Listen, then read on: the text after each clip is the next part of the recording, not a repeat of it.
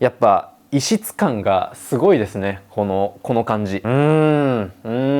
まあこの手のものって大体見慣れますっていうのもわかるんです。このカメラが3つになった時、最初はタピオカレンズなんて言われてましたし、AirPods なんて耳からうどんなんて言われてましたけど、だからまあ多分見慣れるんだとは思います。ただこれは自分の好きだった iPhone ではないなというのはちょっと思っちゃうところですね。たまたまちょっと近くにあった iPhone8 Plus です。これがかっこいいかどうかはまた別の話として、まあこういうことなんですよね。16 Pro はこんな感じ。まあでもこれですよね。正直実物が手元に届いて写真とか映像で見ているものに比べてもなんかがぜんちょっとこの真ん中の白い部分の主張が強いなとか、引き算の美学みたいなものを体現していた自分が好きだった iPhone ではもうなくなったんだなと。僕はね、今年のこの iPhone はどうしてもこのごついデザインはこれはこれでいいねとはなんか言えないかな。ということで今回は購入したこの iPhone17 Pro についてお届けしたいと思います。それでは行ってみましょう。では早速デザインに触れたのでそのまま本体について話していきたいと思います。今回 iPhone17 Pro の特徴はアルミニウムユニボディです。カメラのモジュールも含めてアルミを削り出して作り上げたボディになっています。デザインのことちょっと言っちゃいましたけど、でもアルミの削り出しはこれはこれでちょっとかっこいいですね。僕の使ってるこのカメラ、この頭の部分、これもアルミの削り出しなんですよ。やっぱ人類はアルミの削り出しが大好き。なぜ今回このようにデザインが大きく変わってきたのかというと、やっぱり AI というところが大きいんですね。これまでスマホが担ってきた役割というのは、SNS マシンという側面が強かった中で、今後 AI アシスタントマシンというふうに変わっていく。そうするとどうしてもスマホの性能が必要になってくるんですね。 AI のための性能として新型の A19 チップが搭載されているんですが、これによっていよいよ発熱が大きな問題になってきたということで、この熱伝導率を上げるためにアルミニウムボディに変わったということなんですね。今回この A19 チップみたいなチップ部分はこのカメラ部分にぶち込まれています。今までの iPhone はチップが本体側に置いてあったので、ちょっと手に持っていて熱くなるなという感覚があったと思うんですが、この17 Pro からは、熱くなるとしたらここっていう感じですね。でこれ逆に言うと難しいのがこれケース選びなんですね。排熱効率を上げるならここ全体が露出されているものを選ぶのがいいんですが、そうするとパフォーマンスに影響が出るかもねみたいな、ちょっと考えることは増えたかもしれません。カメラ周りはアルミ、これはいいんですよ。ただここがねやっぱ今までと同じような、ガラス素材なので、このコントラストが生まれてしまってるんですね。仕方ないところではあるんですね。ここの部分って、例えば背面タップみたいな触覚フィードバックを与えるためにもそうだし、マグセーフの充電システムもそうだし、ここの熱効率を上げつつここに機能を盛り込むためにはもうこれしかなかったんですよ。もう一つ冷却システムがこのアルミニウムボディとは別に搭載されています。ベイパーチェンバーというふうに言われていますが、何かというと、熱伝導率が非常に高い、システムというか素材というかそういうものなんですね。ここが熱を帯びるとこっちに瞬時に熱を移動させてくれるんですね。でここからこのアルミユニボディ全体に熱を発散していって、ここからさらに熱が外に発散されていくというような感じ。このカメラ部分だけに熱がこもらないようにしてくれている仕組みなんです。チップの性能とそれを阻害しないボディ全体ハードウェアの部分によって MacBook Pro レベルの演算性能が実現するということなんですが、普通に使ってて感じることはないかもしれませんが、全体的にそういったスペックですよというところです。で背面部分ちょっとごつくなったおかげで耐久性が上がっています。この背面のセラミックシールドは iPhone16 Pro 前作と比べて4倍の耐亀裂性能があるということなんです。僕はね iPhone の背面を割ったりしたことは今のところないんですけど、ケースをつけないで裸で使いたいという方にはいいポイントかもしれないですね。で画面側にはセラミックシールド2というまた新しい技術が使われております。これによってですね傷つきにくさが3倍に上がりました。またこの前面のディスプレイ直射日光、要は屋外での画面の見やすさ、あと指紋のつきやすさっていうのが改善されました。反射防止のコーティングがされていますし、あと明るさですね、最大値がおよそ 1.5 倍になったんですね。この点は僕結構嬉しいポイントで、外でやっぱね見づらいっていうのがあったり、あと Apple Watch Ultra かなり屋外明るいところでも比較的盤面が見やすいのに対して iPhone の画面どうしても見づらいなってポイントがあったので、そこが多少揃ってくるっていうのはありがたいですね。ただ傷つきやすさみたいなポイントは、結局ガラスフィルムつけるんでね、そんなに変わんないかなとは思ったりします。で iPhone といえばカメラということで、この三眼のレンズ、性能としてはかなり前の代から十分だったんですが、1個だけネックになってたポイントが実はあったんです。それが望遠レンズの性能でした。あからさまに画質が他の2つに比べて低いんですよ。なので僕はできるだけ使いたくないなと思ってしまっていたし、実際使用頻度も高くなかったです。でこの望遠カメラ、画素数が他のレンズと足並みが揃いました。で、せっかく時間があったので望遠レンズの性能も試してみました。左が iPhone16 Pro で右が17 Pro です。今まで割と絵がぼやけた印象だったのがくっきりと仕上がってる感じが多少ありますね。あと何より iPhone ってちょっと独特の黄色みみたいなものがあったんですが、そこが結構改善されているように思います。夜間に撮影してみても印象としては同じです。この色味の変化っていうのは結構ありがたいかもしれないです。8倍まで拡大してもこの提灯周りとかのくっきりさ、言い方悪いかもしれないですが、望遠レンズが使い物になったという感覚がすごくあります。ちなみに今回ちょっと倍率が変わっています。0.5 倍、1倍、2倍、4倍、8倍と、別にレンズが5個ついているわけではなくて、2倍と8倍はそれぞれ1倍と4倍のレンズをクロップするような形で実現しているようなものですね。で望遠カメラに限らず実はこの正面のカメラのレンズに関しても進化しています。センサーが正方形になりました。これによってですね、この縦と横を iPhone を回転させずに切り替えることができるようになりました。センサーをどう切り取って使うかみたいな話ですね。そもそもね、皆さん自撮りってしますか？僕正直あんまりしないんですよ。このフロントカメラで去年1年間で撮った写真は多分10枚いってるかいってないかくらいです。もちろん技術として革新的なのは確かなんですけど、縦で持っても横で撮れるよというのはなんか別にこれでよくない？これでよくない？全然これでよくない？って思っちゃう。今のは写真の話なんですが、動画にするとまた一つ面白い機能が加わりましたと。ここをタップすると、ここにデュアルキャプチャと表示されているのがお分かりいただけるでしょうか。ここを押すとですね、今こっちフロントカメラ、このレンズで撮ってるカメラですね。このレンズで撮ってる映像と後ろ側のこっち側のカメラで撮ってる映像、この2つを同時に録画することができるようになりました。いやー B リアルですね。この両側を撮るために B リアルを入れていた皆さんは、これが標準カメラでも使えるようになりましたよということになります。ただ写真には多分このデュアルキャプチャ機能はありません。これはなんかアップデートしてつけた方が多分ユーザーフレンドリーなんじゃないか。あんま動画でどっちも撮ってる人を見たことはないぞ。背面に戻ってマグセーフのお話です。今回から 25W にアップデートされました。より高速で充電が可能になるんですが、ちょっとテンション上がるかなっていうくらいですね。嬉しいんですけど、ちょっとテンション上がるかなっていうくらいですね。なんでかっていうと、僕寝る前にこのマグセーフの充電器に置いて、でそのまま朝起きるまでそこに置いとくんですよね。なのでスピードが正直あんまり関係ないんですよ。周りの人の雰囲気からしても 25W どころかワイヤレス充電すら普及しているかちょっと微妙なので、多くの人にとってはあんまり関係なくなっちゃっている、スペックだけが上がり続けている状況になっているのかなとも思いますが、とはいえ今年 Google Pixel も Qi2 のマグネット充電に対応してきました。なので他の Android スマホとかも含めてこのマグセーフ、そして 25W とかのハイスピード給電が当たり前になってくる時代はもう近いかなと思います。なのでこれを機にですね、ぜひ iPhone17 Pro 買ってないという人でもワイヤレス充電器だけ買ってみてください。結構便利です。帰ってきてさっと置くだけで充電ができます。そして側面を見てみましょう。いつも通りのこの電源ボタンというかスリープボタンと、あとここ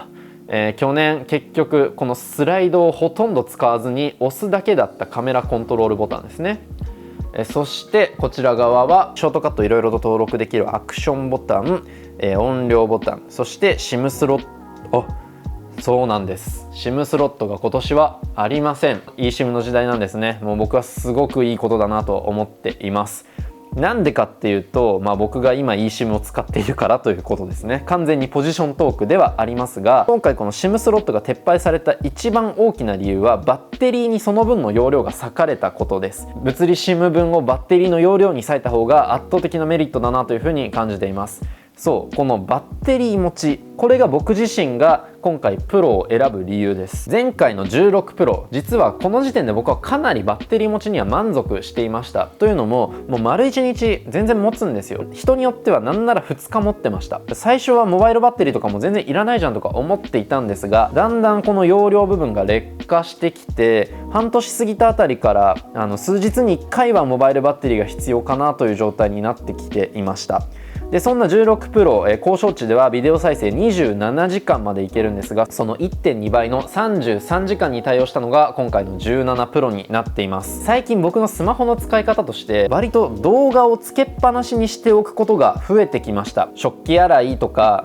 なんか家事の合間とかはもちろんなんですが、パソコンで作業している時にバックグラウンドビデオ的な感覚で横で動画を流しながら作業することもあります。そういう時に、バッテリー大幅に食って、それこそ16プロだと、丸1日は持たずに昼過ぎくらいにダウンするみたいなことがありました。その点すごくねありがたいですね。はい、このバッテリー持ちっていうのがやっぱりプロを買い続けている大きな理由ではあります。もちろんバッテリー以外にもね、さっきの望遠カメラの進化とか屋外での画面の見やすさとか、あとは熱への対応力とかもね、あったら嬉しいかなというところで今回購入した形です。ということで、ここまでいろいろと17プロについて喋ってきたんですが、自分の結論としては17プロもういろいろな性能部分は16プロとかその前の15プロからどんどん着実に進化していて、十分使いやすいモデルになっているんですが、このデザインですね。本当にもちろん合理的なデザインなんだけど、心には刺さらない感じがある。結果買ってよかったんだけど俺は満足してないっていう状態ですね。それこそバッテリー持ちと望遠レンズに関しては多分だいぶ満足できるんじゃないかなと、15プロ以前のモデルの人にとってはかなり恩恵を感じるんじゃないかと思います。次元が全然違いますね。僕みたいにデザイン気に入らないから今年どうしようかなっていう人におすすめしたいのは、ケースをつけて隠しちゃいましょう。カメラ部分が露出していて他がちゃんと保護されるようなケースであれば、むしろ今までの iPhone よりも高級感が上がるんですよ。アルミの iPhone みたいな雰囲気ですねという。なのでケースさえつけてしまえば結構こっちのものだったりします。1点気をつけてほしいのは、プロのデザインが気に入らないからエアーに行こうっていうのだけはちゃんと冷静になった方がいいです。ちゃんと実機とか確認したりして、これで2年3年それ以上使えるかなっていうのを確認した上で買うべきだと思います。で、iPhone 乗り換えたということは必要になってくるのが様々なアクセサリーですよね。今年も iPhone アクセサリーを様々展開しているニマソさんから新製品をいろいろとご提供いただきました。まずはこんな感じのケースですね。割とシンプルで、マグセーフ対応のものになっています。こんな感じ。すごくフィット感もいいですね。こうしてケースをつけてみると、さっき言った本体のガラス部分がそんなに目立たないし、アルミがいい質感になっている感じがありますね。マットな質感で指紋の汚れがつきにくいタイプになっています。そこそこの厚みもあって衝撃への耐久性も十分です。そしてこちらレンズ保護の、フィルムになっています。こっちがガラスでこっちがアルミなんです。ブラックはアルミ、これねすごいいい。あとこちらはクリア素材です。これなら色を選ばずにつけられますね。ただ先ほど話した通り、この iPhone17 Pro に関してはここを塞ぐのが性能低下にダイレクトに響きかねないので、保護を取るかパフォーマンスを取るかっていうところは1個慎重に考える必要はあるかもしれません。このレンズ分の厚みだとは思うんですけど、かなり分厚いですね。こう見るとなんか古き良き iPhone が戻った感覚がある。レンズの外枠が黒いのでiPhone のカメラの主張がすごく強くなりますね。ただフラットな感じになるのでごつさも軽減される感もあります。ただ僕が今回メインで紹介したいのは画面保護フィルムです。こちらがニマソの画面保護フィルムになるんですが、個人的にニマソはこの画面保護フィルム分野においては特に信頼のあるメーカーの一つだったりします。正直最近 Amazon で売ってるような保護フィルムってどれも性能としては十分すぎるんですよね。なので個人的には画面保護フィルムは貼りやすさで選ぶのがベストかなと思っています。これ僕もね知らなかったんですけど、今ニマソってこれでしょ、これすごい。こんな感じでフィルムの貼り方だけで4種類ほど展開しています。こちらが通常版のかぶせて引っ張るという基本的なフィルムの貼り方をするものです。でこちらがバリラクボックス、これは去年も僕試したものになっていますね。これのライト版バリラクボックスライトっていうのがこちらになります。最近出たこのバリラクローラーという製品です。フィルム自体の性能はもうどれも最高レベルで、硬さでいうと QH という最高レベルだったり、耐殺傷性、耐水性、耐油性、指紋防止、基本的な性能はどれも十分ついています。価格順にするとこんな感じ。通常版、ライト、バリラクボックス、ローラーっていう順番なんですけど、ややこしいのがフィルム1枚入りと2枚入りのモデルがあるんですね。なので1枚単位にするとこんな感じかな。安ければいいというわけではないので、貼りやすさとのバランスを確かめるために全部一応貼ってみたいと思います。貼りやすさというと失敗率もそうですけど、シンプルに手軽さみたいなのも大事ですからね。はめて押さえて、あ、すげえ出てきた。うわー、はい、こんな感じね。はいはいはいはいはい。普通かな。昨年も試したこちらのバリラクボックスです。やっぱね、ここぴったりはまんな。おお、剥がれた。おお、すごい。ちょっと端っこに残ってるくらいなので、端っこってこれ簡単にこうやって外せるんですよ。ボックスの方が便利だっていうのを感じますね。せっかく綺麗に貼れたのに外さなきゃいけないのか。ライトはよいしょ入れて、でもこれめっちゃ楽ですね。ライトの分かりやすさはいいですね。よいしょ。ボックスの方が多少気泡は入りにくかったんですが、ライトはシンプルに迷いませんでしたね、使い方に。最後はこちらローラーです。僕もねこれは怖すぎる。こうやって入れて、使い方が難しいな。説明書読まないと。ここうまくはめられないな。きた。これで OK。はいはいはい、分かった。構造すべて理解した。まずこうやって粘着部分とのこの境の部分を外して、フィルム外してからローラーが一気に来るわけですね。左から右へ一気ギュー、こういうことだな。戻して、はいはい。いや、これは確かに気泡がねほんのちょっとここにあるくらい。もうこんなん秒ですわ。ちょっと疑ってたのを申し訳ないと思ってます。見た目真新しいだけかなとか思ってたけど、今まで他社も含めていろいろ試した中でも気泡の入りにくさは一番ですね。一番失敗しないのはですね、ローラーですね。やっぱ一番高級なだけあるというか、失敗確率が多分相当低いなというふうに思います。で、一番構造を理解するのに時間がかからなかったのはバリラクボックスライトでした。ボックスと同じなんですけど、接着マシンの構造がすごく見た目で分かりやすいので、どこにどうはめればいいのか一瞬で分かるんですよね。ただ気泡が入りにくいかと言われると普通、そこまで高くはないかなという感じです。ただどれも一貫して位置決めに全く迷わないというのは、旧来のこのフィルム貼りに慣れてた人からしたら革命的だと思います。長期的に使うものなので、ちゃんとこういうのを買った方がいいと思います。結論、個人的なおすすめはですね、バリラクボックスです。シンプルにバランスがいいですね。コストパフォーマンス、構造の理解しやすさ、そして気泡の入りにくさ、ここら辺のバランスが非常に優れているので、